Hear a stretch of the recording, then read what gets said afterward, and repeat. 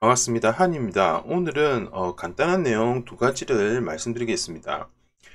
최근에 카카오 티스토리 목통 사태 때문에 여러 가지 많은 이슈도 생겼는데 며칠 전이죠. 27일쯤에 27일 며칠 되지도 않았는데 한 이틀 정도 된 것 같습니다. 이틀 정도쯤에 네이버 서치 어드바이저가 조금 바뀌었습니다.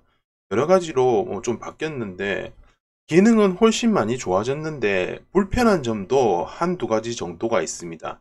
이 내용과 검색 반영에 대한 내용을 얘기하게 되면 네이버와 구글에 현재 노출되는 것에는 특별히 문제되는 요소도 없고 구글 애드센스에서 광고도 잘 나오고 금액도 정상적으로 지금 많이 돌아왔습니다.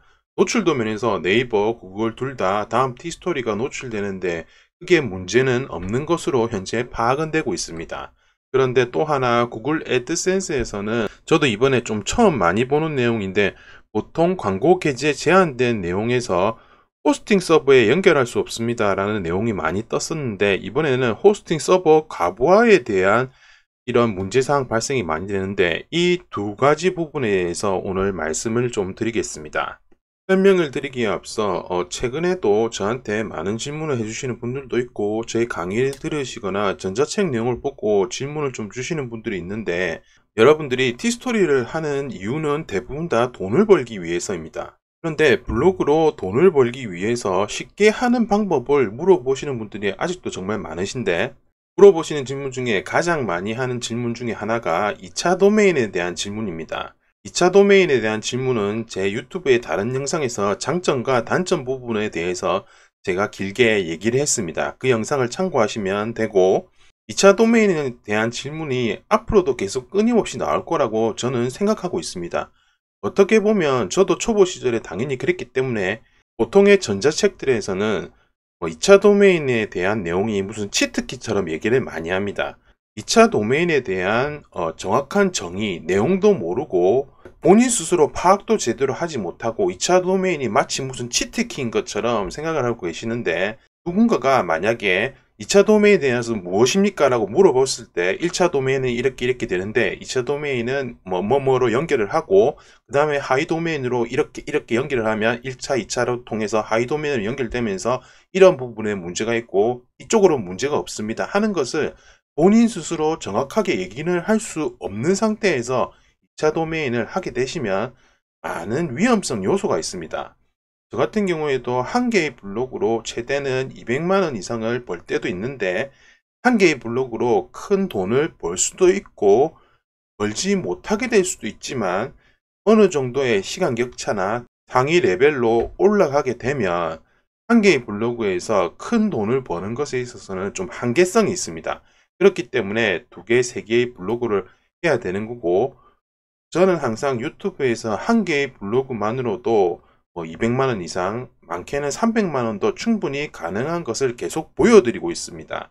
이렇게 보여드리는 이유 자체도 한 개의 블로그만 제대로 하게 된다면 두 번째, 세 번째 블로그에서 구글 애드센스 승인을 쉽게 받을 수가 있습니다.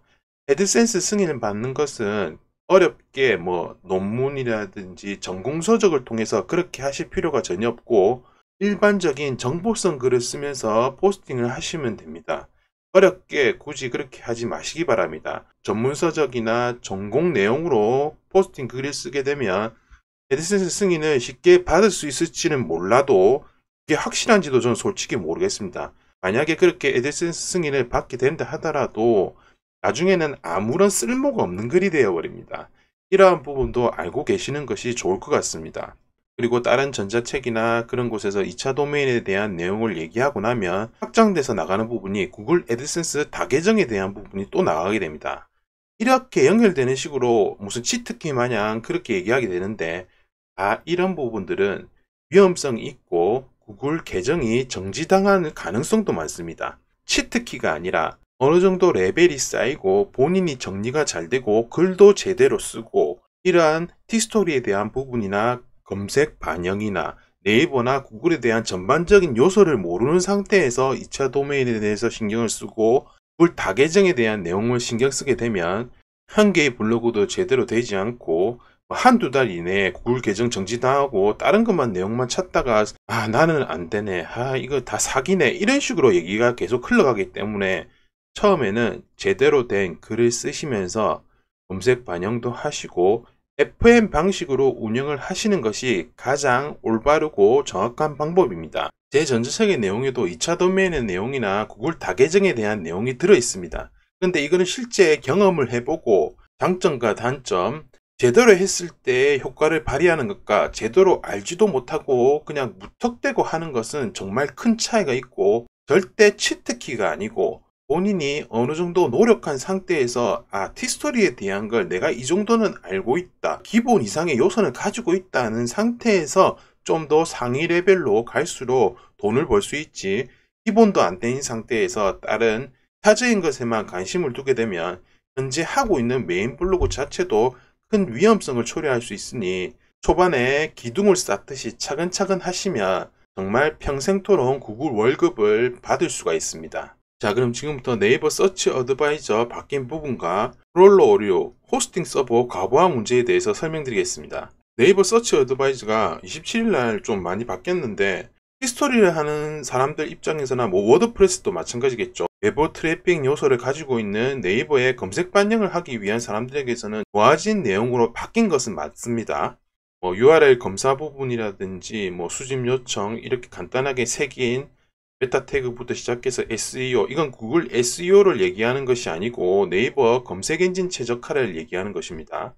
이렇게 바뀐 부분도 있고, 사이트 진단 항목 이렇게 또 간단하게 요약해서 사이트 상태에 보시면 보안 인증서 정상, 리다이렉션 정상, 그리고 사이트 맵 정상, 이런 식으로 나타나면 본인 현재 메인 블로그는 문제가 없다는 말입니다.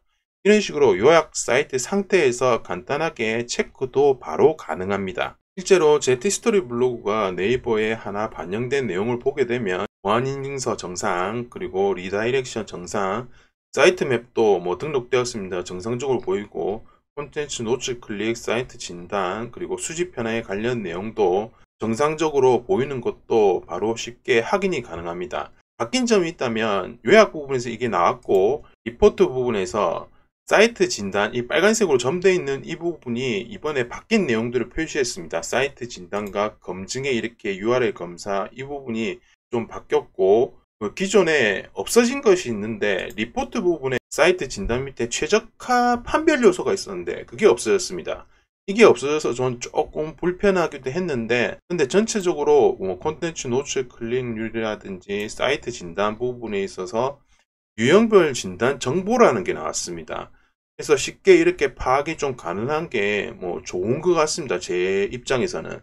색인된 페이지도 바로 확인이 가능하고, 접근 불가 페이지 이거 같은 거 제가 접근 불가시킨 거고, 메타네임 디스크립션 설명 누락 부분도 바로 확인이 가능합니다. 클릭하시면 블로그에 URL 주소가 바로 나옵니다. 타이틀 요소에 동일한 제목, 웹 문서 다수 발견, 이 부분도 확인이 가능하고, 근데 이 부분은 좀 확인이 필요한데, 메타네임 디스크립션에 태그에 동일 설명물 발견 글이라고 이렇게 여러 개가 있는데, 저처럼 이런 형태로 나타나는 분이시라면 신경을 그렇게 크게 쓰지 않으셔도 됩니다. 안에 내용은 클릭하면 호스팅 URL 주소를 다 확인하실 수가 있는데, 히스토리 같은 경우에는 외부 스킨도 있을 뿐더러 각각의 스킨마다의 그런 요소도 판별도 틀리고, 또 그 네이버 검색 반역에 대부분 다 티스토리에 있는 설명글이 동일 설명문으로 나타나는 경우도 있기 때문에 이 부분은 좀 파악이 필요한데, 제가 볼 때는 굳이 크게 신경 쓸 필요는 없으실 겁니다. 이 부분은 저도 좀 궁금했는데 알트 속성 누락 부분이 바로 나오기 때문에, 제가 예전에 작성했던 글에서 알트 속성이 누락되어 있는 글은 찾아서 이미지 상단에 알트 태그를 입력하지 않으신 분이라면 네이버 서치 어드바이저를 통해서 그걸 확인하시고 이미지에 알트 태그를 넣어 놓으시면 될 것 같습니다. 이 부분 바뀐 거는 정말 좋은 것 같습니다.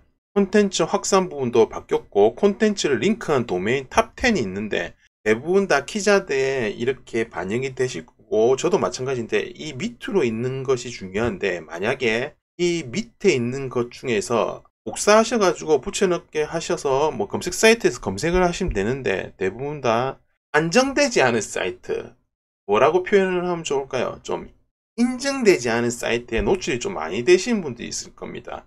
그만큼 외부 유입과 관련된 내용은 제가 다음 다음번에 조금 설명을 드리려고 준비를 하고 있고, 대부분 다 신뢰성이 없는 도메인에 노출이 되실 건데 저도 마찬가지입니다. 이렇게 노출되는 부분은 좋지 않은 부분도 있으니까 외부인과 관련된 부분하고 또 연계가 좀 되어 있습니다. 이 부분이 외부인과 관련된 부분도 제가 다음번에 어느 정도 제 유튜브를 꽤 오래 보신 분이라면 이 시점에서는 외부인도 정말 신뢰도 있는 사이트에 어떻게 하는지 방법도 한번은 설명을 드려야 될 시점이 다가온 것 같습니다. 요청 페이지 부분에서 웹페이지 수집 부분이 조금 바뀌었는데, 예전에는 https 그리고 id와 tstory.com이 그냥 입력이 되어 있었고 숫자만 집어넣는다든지 아니면 문자 주소를 입력하실 때도 엔트리 부분하고 문자 내용만 입력하고 뭐 이런 식으로 하면 되는데, 불편해진 점이 티스토리에서 숫자 주소를 하시는 분 같은 경우에는 전체 티스토리 주소와 슬래시하고 뭐 1, 2, 3, 4를 입력하면 간단하게 되지만, 티스토리 문자 주소를 하시는 분 같은 경우에는 이제 엔트리하고 슬래시하고 한글을 적어서 검색 반영을 할 수가 없습니다. 외기어 표시처럼 여러 가지 막 3, 4줄 이상이 나오는 그런 식으로 전체를 다 복사해서 티스토리 포스팅 주소 전체를 복사 붙여넣기 해야지만 이제는 수집 요청이 가능하게 되었습니다. 문자 주소를 하시는 분 같은 경우에는 엔트리 부분은 이제 입력을 할 수가 없고 확인이 불가하기 때문에 엑셀에 따로 정리를 좀 해 놓으셔야 될 것 같습니다. 검증 부분에서 URL 검사가 새로 생겼는데, 기존에 있던 URL에 있는 최적화 판단 확인만 누르면 정상적으로 되는지 그 내용이 보여지는 것입니다. 본인의 티스토리 메인 블로그를 그냥 붙여넣기 하시면 문서가 성공적으로 색인됐습니다. 해당 문서를 검색할 수 있습니다. 이 내용이 나오고, 색인 부분에 체크를 해보시면 최종 업데이트, 정상, 그리고 수집 허용 여부, 수집 완료, 최근 수집 상태, 응답 결과 오케이, 색인 허용 여부 예스, 색인 완료 예스, 이렇게만 표시된다면 히스토리 블로그가 네이버 검색 반영에 되는 것은 아무런 문제가 없는 것입니다. 이 표시가 뜨면 아무런 문제가 없는 것이니 걱정은 안 하셔도 되고, 이 표시에서 체크가 표시가 안 뜨는 분이라면 한 번쯤 검토를 다시 해보셔야 될 것 같습니다. 이렇게 네이버 서치 어드바이저의 티스토리 검색 반영을 하는 것에 있어서 편하게 바뀐 것도 있지만 사소하게 한두 가지 정도는 기존의 것과 조금 바뀐 부분이 있습니다. 최근에 구글 애드센스 정책센터에서 바뀐 내용입니다. 기존에는 크롤러 호스팅 서버에 연결할 수 없음이라는 내용이 많이 떴었는데, 이번 카카오 사태가 일어날 뒤로부터는 크롤러 호스팅 서버 과부하 문제로 광고 게재 제한됨이라는 이런 멘트가 많이 뜨게 되실 겁니다. 결론만 말씀드리자면 크게 신경을 쓰지 않으셔도 됩니다. 정책센터에서 모든 키워드로 나타나는 것은 전체 내용을 확인하는 나열된 넘버라고 보시면 되고, 해결해야 하는 문제가 있다면 아주 큰 문제입니다. 이 부분이 0으로 되어 있으면 상관이 없고, 광고 게재 중지됨도 마찬가지고, 호스팅 서버 과부하나 크롤러 호스팅 서버에 연결할 수 없음이라 뜰 때는 광고 게재 제한됨이라고 4개가 떴으면 여기도 4%로 돼야 되는데, 보시는 것처럼 호스팅 서버 과부하가 됐는데도 0%를 뜬다는 것은 지금 뭔가 티스토리가 구글 애드센스에 연결을 하면서 제대로 되지 않는다는 뜻이고, 호스팅 서버도 지금 제대로 과부하가 걸리거나 제대로 양방향 소통이 안 되고 있다는 뜻입니다. 일반 광고 게재도 지금 100% 뜨고 있고, 호스팅 서버 과부하나 크롤러 호스팅 서버에 연결할 수 없음이라는 문제가 떠도 크게 신경을 쓰실 필요는 없습니다. 그런데 이렇게 크롤러 호스팅 서버 과부하는 크게 신경을 쓸 필요가 없고 우리가 해결할 문제는 아니지만, 크롤러 호스팅 서버에 연결할 수 없음이라고 이런 내용이 많이 뜨는 분이라면 한 번쯤은 본인 포스팅 내에서 내가 무엇을 잘못했는지 조금 점검은 해볼 필요가 있습니다. 대부분 이런 서버 과부하나 크롤러 호스팅 서버에 연결할 수 없으면 광고가 조금 많이 나가고 있다는 뜻이고, 그와 관련돼서 광고가 제대로 노출되지 못하는 이유도 있고, 내가 잘못해서 그럴 수도 있지만 티스토리에서 잘못돼서 그럴 수도 있고, 광고를 의뢰하는 광고주의 광고 사이즈에 따라서 또 노출이 제대로 되지 않는 요소도 있지만, 근본적으로 만약에 내가 문제가 있지 않냐 하고 생각이 드실 때는 포스팅 내에 들어가서 이미지에 대한 부분이 너무 크지는 않은지 조금 압축을 해서 줄인다든지, 광고와 광고를 배치할 때 간격을 조금 많이 띄우시는 것이 좋고, 실제 글과 그림 사이에 광고를 배치할 때 한 칸 정도는 띄워주시는 게 좋습니다. 너무 많이 띄운다고 해서 좋은 것도 아니지만 너무 붙인다고 해서 좋은 것도 아닙니다. 그 적당한 선을 본인 스스로 조금 찾으셔야 할 것 같고, 근본적으로 크롤로 호스팅 서버에 연결할 수 없음이 일주일에 한두 개 정도는 발생할 수 있지만, 만약에 계속적으로 10개, 20개씩 이렇게 발생이 많이 하는 분이라면 구글 애드센스나 티스토리의 잘못이 아닐 수도 있습니다. 본인의 포스팅에서 무언가 잘못되는 것은 없는지, 광고 배치에 내가 문제가 있는 것은 없는지, 너무 빡빡하게 배치한 것은 아닌지, 글자와 글자 사이에 간격이 너무 좁은데 광고를 배치한 것은 아닌지, 이미지가 너무 크게 돼서 제대로 나오지 않는다거나 광고와 그림 사이의 배치가 너무 간격이 좁다든지, 그런 부분을 좀 면밀히 체크하시는 것도 필요합니다. 그리고 이렇게 호스팅 서버 가부하나 크롤로 호스팅 서버에 연결할 수 없음이라고 나타난 경우에 구글 서치 콘솔에서 검색 반영을 해보시면 대부분 승인이 되어 있을 건데, 한 번 더 승인을 해주시는 것도 괜찮은 방법 중에 하나입니다. 만약에 구글 서치 콘솔에서 해당 포스팅에 검색 반영이나 구글에 등록되어 있지 않음이라고 뜨시는 분은 당연히 이런 문제가 발생했을 때 검색 반영 요청을 계속 해주셔야 됩니다. 블로그를 하면서 너무 기타적인 요소에 신경을 많이 쓰지 마시고, 블로그로 가장 빠른 시간에 돈을 벌기 위한 방법은 바로 글입니다. 유튜브에서 티스토리 관련 내용을 보면 정말 유익하고 핵심만 꼭꼭 집어주는 그런 내용을 말씀하시는 분들도 정말 많고, 저도 많이 배웁니다. 하지만 저만큼 글쓰기 내용에 대해서 말씀드리고, 이러한 부분에서 이렇게 글을 쓰고 이런 내용으로 글을 쓰는 것이 좋다, 이렇게 말하는 유튜브는 저만큼 많이 하는 사람은 없습니다. 제가 왜 이렇게 글쓰기 내용이나 글에 대한 기본이 중요하다는 이유를 자꾸 말씀드리는 내용은, 글만 제대로 꾸준히 작성을 하고, 기본적으로 한 개의 블로그에서 100개 이상의 포스팅이 제대로 된 글로 작성이 되어 있다면 나머지 부분은 그냥 따라서 들어오게 됩니다. 너무 기타적이거나 외부적인 요소에 신경을 쓰지 마시고, 과연 내가 글을 제대로 쓰고 있는지, 내가 쓴 글이 사람들에게 정보성으로 충분한 효과를 주고 있는지, 그 사람들이 내 글을 보고 관심을 가지고 내용이 좋다고 박수까지는 아니더라도 좋아요라고 한번 진짜 눌러주는지, 그런 것에 조금 더 관심을 가지게 되면 나머지 기타적인 요소들이나 편법적인 요소들은 그냥 따라오게 되어 있으니까, 제 말만 믿으시고 글 쓰는 방법이나 어떤 키워드로 어떤 내용을 정보를 전달해 주는 것이 좋은지에 대해서 고민을 좀 많이 해보시면 다른 사람들보다 빠르게 돈을 벌 수 있는 노하우의 길로 분명히 들어서게 되실 겁니다. 오늘 제가 준비한 내용은 여기까지입니다. 다음에는 더 좋은 내용으로 찾아뵙도록 하겠습니다. 지금까지 환이었습니다. 구독과 좋아요 부탁드립니다. 감사합니다.